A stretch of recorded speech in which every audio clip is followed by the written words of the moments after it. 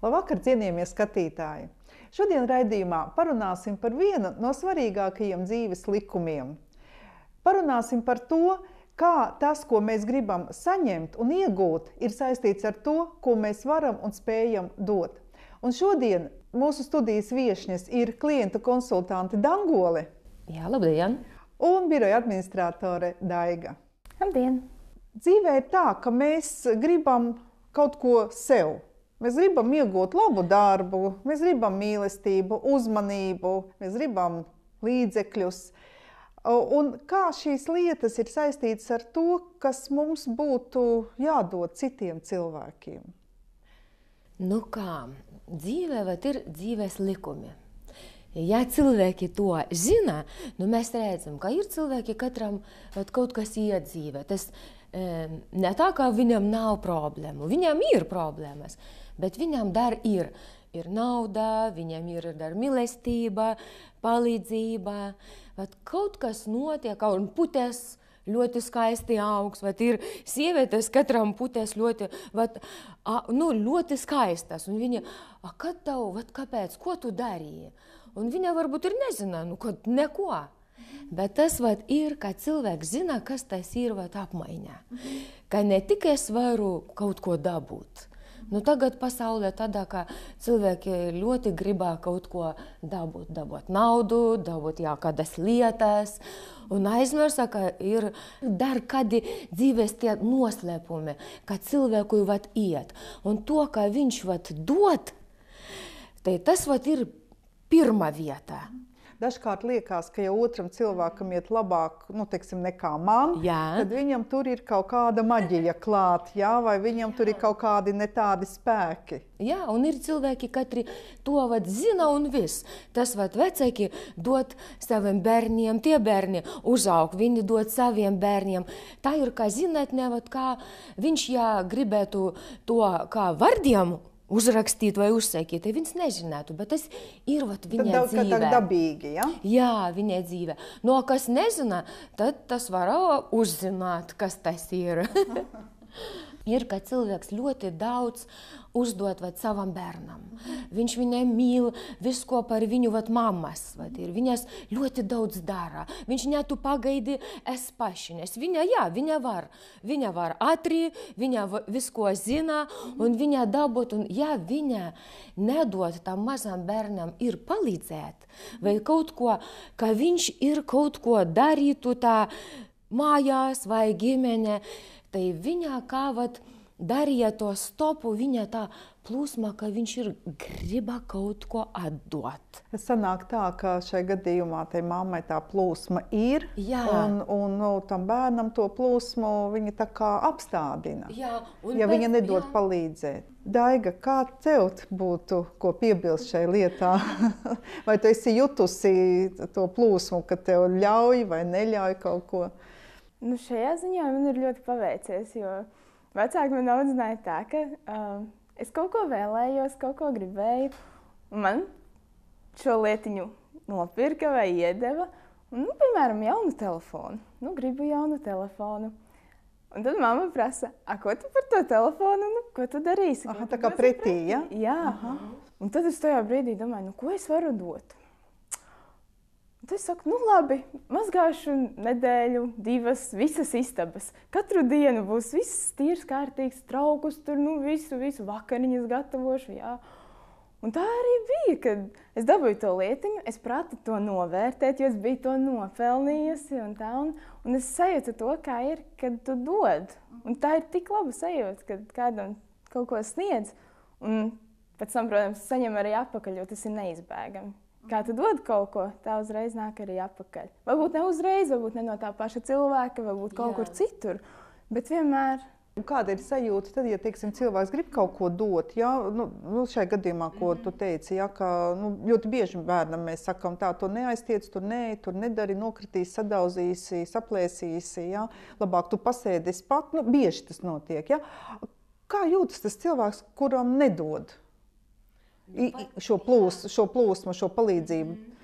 Viņš ir jūtas, ka viņa kā tas būs, ka negribā, ka viņš palīdzētu. Viņš tad tās dzīvē, kā spēlē mājās, viņš kā nespēlēja, tad tu pasēši. Viņš tā kā skatītājs, jā? Jā, un tad kā? Pēc 10 gadu mamma jau ir, bērns jau izaucis, un viņš nepalīdzēja. Un pēc tam ir tie jautājumi, kāpēc viņš tas, ka viņš nieko nedara mājās vai kā? Kāpēc tie jautājumi? Vai ir kā sieviete? Viņa mīl vīrieši, jā, un viņa ļoti daudz dara. Viņa viņu mīl, viņu kaut kādu, viņa ļoti daudz atdoda. Un viņa saka, nē, man tai nevajag, es jau tikai tavu. Un pēc tam tā saskarsmē, viena diena viņš viens, un viņa nav. Un nav tas komunikācijas. Un tad tai sieviete ir jautājums, kāpēc? Viss, kas bija, es tiek daudz darīju, jā, un viņa jau nav. Vai darbā kāds cilvēks strādā, un vienai dienai viņu nav. A šefs, kā viņš jātās tev prēmijos, tev kaut ko es jums spēlēju, un cilvēks tik dabūja, un viņš izēja.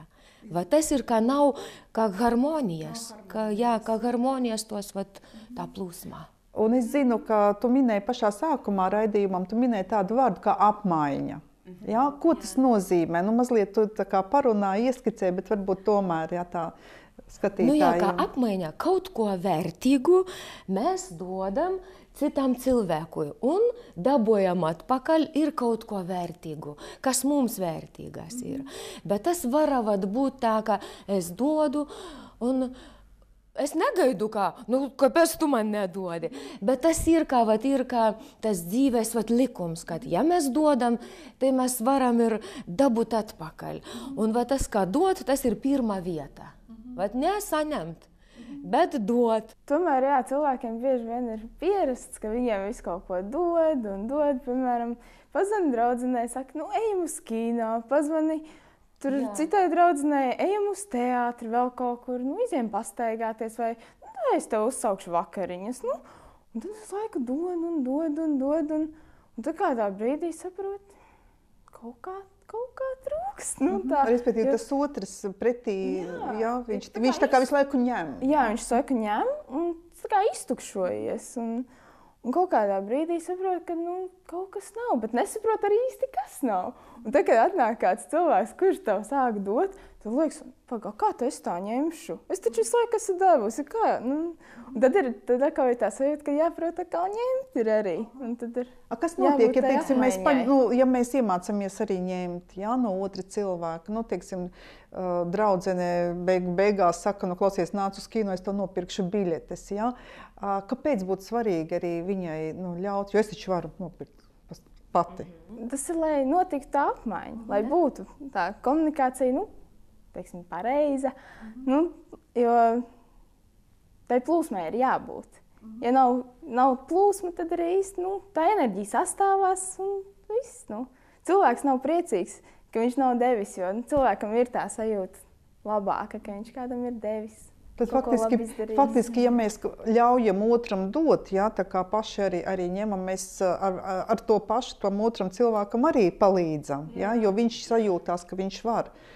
Jo dzīvē ļoti bieži ir tādi spēcīgi cilvēki, kas saka, es visu pats, vai es visu pati, es varu, jūs te tā, jūs to, visu sakomandē. Un viņš jau jūtas tajā brīdī labi. Bet tie pārējie... Ne tikai mājās, vai kur ir saskarmē, bet ir, man patīk tirgu iepirkties. Un jūs redzat, ir tā zivju paviljons, vai tā vegetables, Dārzeņu. Un ir kā vienur stāv rinda, o citur viss tas pašs, o rindas nav. Un kāpēc? Nes tas cilvēks, tā pārdevēja, viņa saskarsmē, viņa varbūt kādu maisiņu, viņai ir tie maisiņi, kā ne tik ten melns, bet ir zils vai dzeltens. Un viņa dod ne tikai kā jūs dodat naudu, es jums dodu zivi vai kādu dārzeņu, bet viņa dar dod to viņa smaidā, viņa ir ļoti labā komunikācija, un cilvēki to jūta, un tad ir rinda. Un tas biznesa, tas ir ļoti ir svarīgi. Vai ir tos parfumērijas veikali, un kā jūs nopērkat tos parfumu, un jums dar dot tos testerus. Nu, visiem tas patik. Kā jūs kaut ko dabojat drusku pa virsu. Un tad mums patiks, ka ir firmas katras, viņas ir labākas, tai viņam ir tie bonusi, kaut kas, kad es spēlēs, kaut kas, kā cilvēkiem tas patika. Viņš ne tik nopirka automašīnu, bet varbūt pēc tam viņš dara test drive, vai daboja, vai kaut ko, tas, kas cilvēkam patik. Nes ir kā cilvēks, kā skolas. Bija sporta apderbi vieną dieną, redzi skolenis, ka nav. Va ta cita ir apmaiņa. Ka tu kaut ko atnesi, tas ir tava, un tā nav. Bet tie ir pilnīgi dažās. Tas, ko tu saki, tagad tās ir pilnīgi pretējas lietas. Ja? Jo vienā tā kā cilvēks vienkārši pazaudē to, kas viņam ir, un nesaprot kā, un otrā gadījumā ir kaut kas vairāk. Kāpēc tas tā notiek? Es biju, kad Japānijā, un mēs uzdevinājām savam gidam tādu dāvanu. Ejam uz restorānu, un viņš to dāvanu, viņa ritenis un tā dāvana. Un mēs teicam, kā tu uz ielas, tā viņa tā ir būs. Un viņš tāda, kā, tas ir mana dāvana, manas ritenis. Un mums tas bija tā fantastika tāda. Bet tas ir, ka mēs zinām, ka tā ir kaut kāda cilvēka, un man tas nevajag citā. Nes apmaiņa ir, kā līmeni apmaiņas. Ir apmaiņa, kā bērni spēlē. Es iešu uz veikalu un kaut ko nopirkšu. Nenopirkšu, bet kaut ko nozagšu. Nozagšu, jā. Un tas, Jāzus, kāds superīgs, es esmu supermens. Jā, supermens, bet viņš kaut ko, tā nav apmaiņa, nes tas ir, kā es kaut ko paņemu. Viņš vienkārši aiziet un paņem kaut ko, un principā nozog. Un pēc tam viņš domā, kā tas nāk pēc tam atpakaļ vai nenāk, vai kā? Viņš liekas, viņš aiziet uz veikalu, labi, nočiep kaut ko slikti, nevajag tā darīt, ja? Bet, kas pēc tam notiek ar viņu? Vai nekas, viņš to var ņemt un lietot mierīgi? Jā, ir tas, ka notiek. Pirmkārt, jau ir sirdsapziņa. Noteikti, ka ir tāds, kā es tā paņēmu. Viņa pēc tam noteikti pamodīsies, ja viņa nav tajā mirklī, viņa kaut kur guļ. Ja? Varbūt tad ir tas adrenalīns, kaut ko tur izdarīt, lai citiem tur patikt vai ko. Bet, pēc tam, protams, ir sirdsapziņa, un tad jau tā karma jau nāk tomēr apakaļ. Varbūt ne rīt, ne parīt, bet kāds varbūt viņam kaut ko paņems, kaut ko sliktu izdarīs. Varbūt, nezinu, kādu kladi mīļāko saķēpās. Respektīvi, viņš piesaistīs, tā kā, izdarot šo, viņš piesaistīs attiecībā uz sevi arī kaut kādu negatīvu lietu. Ja tā firma, viņa darīja to mēbeles, ja? Ja viņa darīja to mēbeles, bet jūs gaidat, viņa ne to laika to izdarīja, kā viņa tas ilgi, varbūt nav tāda kvalitāte vai kas. Un kā jau otrā reize, mēs jau ar to firmu jau nestrādāsim. Un tas firmas domā, kāpēc krīze un man neiet. Nav naudas, nav klientu, vai viņi pamazinās. Vai tas ir viss par to apmaiņu, tai ko es daru. Es zinu, ka viena Maskavas firma mēbeļu, viņi, ja cilvēks nopērka kaut kādu lielu to mēbelu, tai viņa atveza uz mājas, un viņa, kā bija, ka es atvēra durvis, o tur vāze ar putiem. Tas ir bonusas. Un cilvēks ko darīs? Viņš visiem saviem draugiem pastāstīs, kad jūs zināt, kas bija. Un visi gribēs strādāt, kaut ko ar to firmu. Viņi jau zinās. Tā apmaiņa ir. Daiga, tev varbūt kaut kas ir ko piebilst. Man par tiem ārstiem es atceros, teikt, bērnībā arī mamma mūs ved pie ārsta, kā man ir brālis un māsa vēl. Un tad man, piemēram, uztaisīja potīti, vajadzēja, protams, sāpēja potīti, un tā doktors uzlika smuku plākstu arī tur ar kaut kādiem dzīvnieciņiem virsū.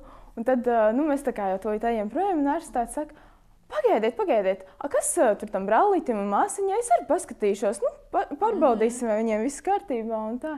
Un tā pārbauda un viss. Un Un tad nāc un tev liekas, nu kad tad atkal tikšu pie tā daktarīša? Viņš tur labs ir. Un tiešām tā arī bija, ka vienmēr gribējās iet pie viņa un tā. Ja cilvēks zina, Zināšana, tas dzīves tie likumi, tad viņš var kaut ko darīt savā dzīvē. O ja nezina, nu tad kā notiks? Un tad zināšana ir tos apmaiņas, kādi ir tie 4 līmeni tos apmaiņas. Nu, tas ir superīgi. Viņš var uzzināt un kaut ko uzlabot savā dzīvē. Tas zināšana, tas ir superīgi. Un klausoties jūsos, es vienkārši tagad nāku pie tāda secinājuma, ka laikam tad, ja es kaut ko gribu, un es gribu, lai man kaut kas ir, man ir jādomā par to, ko tad es pati dodu, ja? Ka tas ir svarīgāks, jo dodot pēc tam, ir sakām vārds dots devējiem atdodas. Jā, vai ir tā lietuviešu, ka katrs ir savas laimes kalves. Kalējs. Kalējs. Tas ir ne tikai skaisti vārdi, bet tas ir taisnība. Tas ļoti parasta, bet taisnība. Cilvēki tā zina, tā zinātne jau ir viņā, un mēs viņus redzam. Ar viņiem mums patīk runāt, viņam ir biznesa ir labāk. Bet ja mēs nezinām, tad mēs varam mācīties, nākt uz kursiem vai kaut ko dabūt kaut kur to informāciju. Nes ja kaut kas neiet dzīvē, tad varbūt mēs kaut ko nezinām. Tagad ir daudz informācijas, tagad, kā es runāju, kā spagēti uz ausīm. Ļoti daudz tas informācijas, katrā ir nepravda. Nav taisnība, kas nav neatbilst taisnība, patiesībai. Mēs zinām tā informācija, bet kaut kas dzīvē nemainās, neuzlabojas. O ir informācija, katrā mēs zinām, mēs darījam, mēģinājam, un dzīvē uzlabojas. Tad apmaiņa, tas ir tā informācija par to. Dianētika ir mācība par to, kā prāts ietekmē ķermeni, kā atgūt savu dzīves spāru, enerģiju un dzīvē būt laimīgam. Līdzīgi kā Krišjāns Barons ir savācis un sistematizējis latviešu tautas dziesmas, dianētikas autors Rons Habards ir izpētījis daudzas pasaules filozofijas, kultūras un garīgās pilnveides prakses un, turpinot pētījumus, radījis tehnoloģiju cilvēka spēju atjaunošanai. Pie mums Latvijas Dianētikas centrā jūs varat apgūt šo mācību, apmeklējot dažādus kursus, treniņus un seminārus.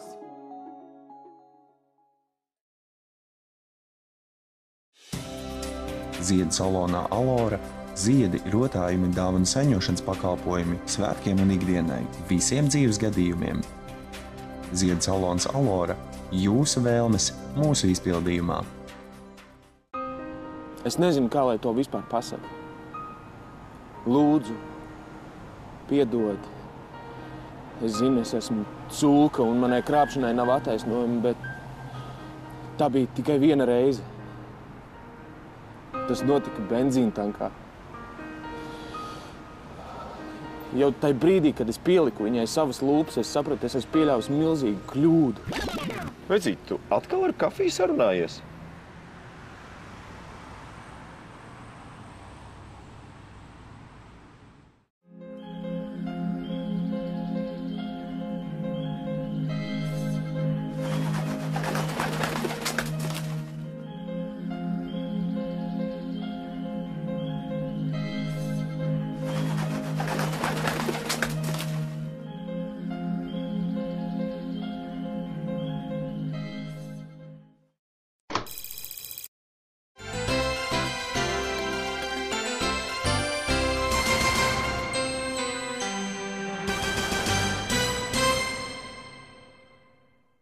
Ļoti bieži ir cilvēki, kuri varbūt gaida, kāpēc man neviens nepiezvana, kāpēc man neviens nepasauc, kāpēc viņi tur aizgāja, visi viņiem jautri, mani aizmirsa. Ko šāds cilvēks varētu darīt? Vienkārši, lai viņam arī būtu labi dzīvē. Ko darīt? Vienkārši ņemt un piezvanīt. Viņam uzspiest numuru, teikt, klausies, draudzene, es tevi gribu satikt. Un tā draudzene droši vien pretī atbild, cik sen mēs neesam sazinājušās, es domāju, kur tu palikusi, jau mani aizmirsusi un tā. Un tad sazvanās, satiekās un viss ir kārtībā. Cilvēki pieņem darbā, viņam ir kaut kāda noteikta amata pienākumi. Jā, un, tas, kas viņam ir jāizdara, kā viņš varētu šo te apmaiņu veikt. Viņš atnāk, pieņem darbā, viņam ir noteikta alga, jā, viņš saņem algu un par to algu dara zināmu darbu. Kā te varētu varbūt kaut ko pielietot šīs dzīves gudrības un šos noslēpumus? Mēs 70% savas dzīves mēs esam darbā. Un tā ir mūsu, kā mēs to darījām. Tur ir cilvēki. Un ja mums kolektīvs labāks, es kaut ko darīju, es varu palīdzēt, tad jau viņš man palīdzē, jau kādas idejas un kaut kas, darījies, kā ne katru dienu viens un tas pats, un vēl uz 8 ar 9 uz darbu un pēc darba. Nē, tas ir mūsu dzīve, un tā dzīve ir krasaina, viņa ir smaržīga, viņa var būt. Un ja jau cilvēkam ir, ka jau kāda smarža jau nav, jau ir krāsa, ne tas krāsas, un jau dzīve, ne tā dzīve, te jau viņš var padomāt, kāpēc viņš to plūsmu, katrs ir no manis citiem, jau varbūt tev nav plūsmā, varbūt par maz, ka tas maz, ļoti maz. Tad es jau nedaboju. Jau cilvēks var padomāt, ko es darīju savā dzīvē, kāpēc man kaut kas nezvanīja un kaut ko nav kā pie manis. Viņš var padomāt, varbūt kaut ko padarīt, varbūt kaut ko meklēt un kaut ko organizēt. Bet pašam. Jā, bet pašam. Vai ģimene, vai darbā, kā būtu. Tas ir parastas lietas, cilvēki zina, bet domā, tas varbūt ne. Bet ja jūs pamēģināsiet kaut ko uzdarīt, tad jūs redzēsiet rezultātu. Un tas rezultāts, varbūt mēnesa laika vai mēnesis vai kā, jūs redzēsiet, ka kaut kas mainījies. Grūti nosaukt par darbu to, ko tu mīli, kas tev patīk. Un ja te darbu tā kā iet uz brīvdienām, vienkārši atpūsties vai kā, ar tādu prieku, ar tādu pašu sajūsmu. Pirms eja ātrāk vai domā jau ejot mājās, jau domā, kaut tik rītdiena pienākt ātrāk tā naktspēja, lai es tiek uz darbu. Un tad vēl mazliet paliek cilvēki, lai var visus darbiņus padarīt. Un plus vēl izdara kaut ko vēl labu kādam. Un kas nāk pretī? Kas nāk pretī? Vai ir kaut kam jānāk pretī? Manuprāt, ja ir lieliska vide. Tur, bet tas jau ir tas, ko... Tas jau ir tas, ko vajag. Ko arī pats radi. Ko radi, jā. Raidījuma sākumā es dzirdēju no tevis vēl vienu interesantu frāzi, dzīve kā spēle. Kas tur ir? Tas ir tādā zinātnē, kā dzīve ir kā spēle. Kāda spēles mums patīk? Kas var būt? Var būt, ka esmu es zinu noteikumus, jā.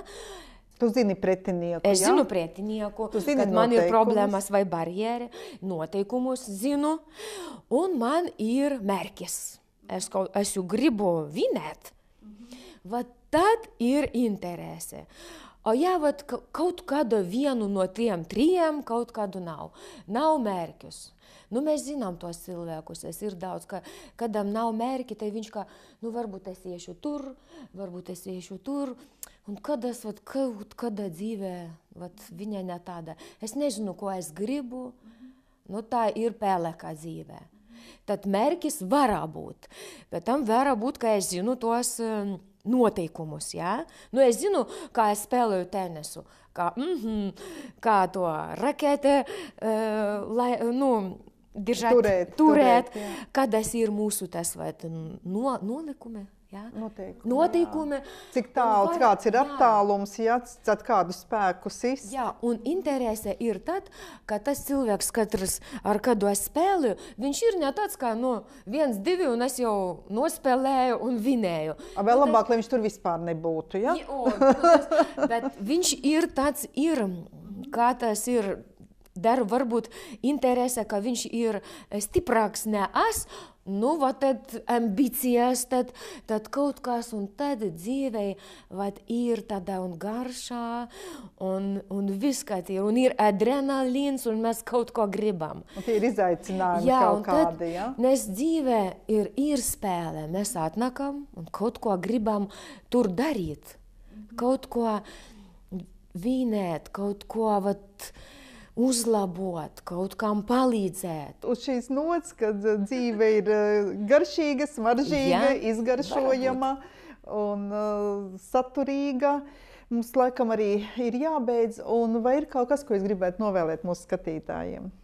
Nu, es tikko gribu teikt, ka jums dzīve būtu kā tā spēle, bet tāda, kā, nezinu, turnīrs tenisā, pasaulēs, un jūs vinējat, tad ir interese. Tad jums būtu dzīve kā superīga spēle. Es varētu novēlēt, lai katrs skatītājs paskatītos savu dzīvi, paskatītos, ko viņš dod, ko saņem.